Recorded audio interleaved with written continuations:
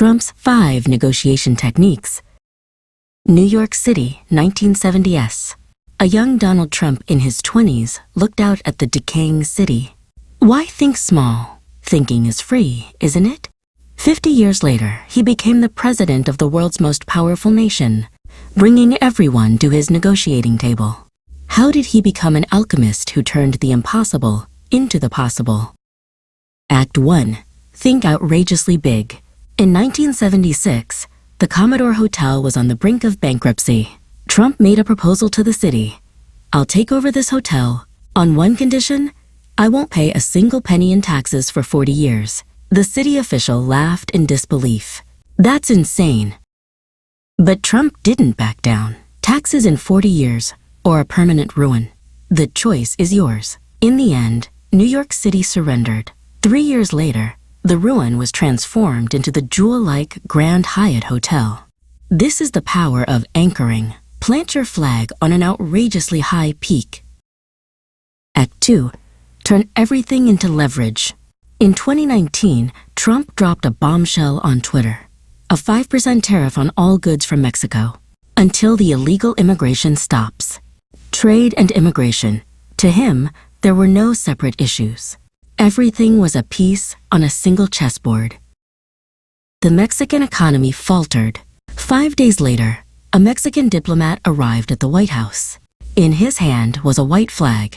What must we do? With just the threat of tariffs, Trump pushed through an immigration policy that even Congress couldn't pass. Find a weakness and make it your leverage. Act 3. The psychological game of friend and foe. In 2017, Trump called Kim Jong-un Rocket Man and threatened to destroy North Korea. But 6 months later, he said we fell in love. It was an emotional roller coaster, swinging between extreme fear and warm embrace. In 2018, the leaders of the US and North Korea shook hands for the first time in history. Act 4. Break the alliance. At the 2018 NATO summit, Trump dropped a bombshell on allies who weren't paying their defense contributions. NATO is obsolete. The United States is considering withdrawal. The room froze. He began one-on-one meetings. He pressured Germany on gas, Poland on US troop withdrawal, and France on free riding on security. The unity was shattered. By turning a bloc of 29 nations into 29 separate countries, the game was over. Even a strong alliance will crumble if you attack each member's weakness.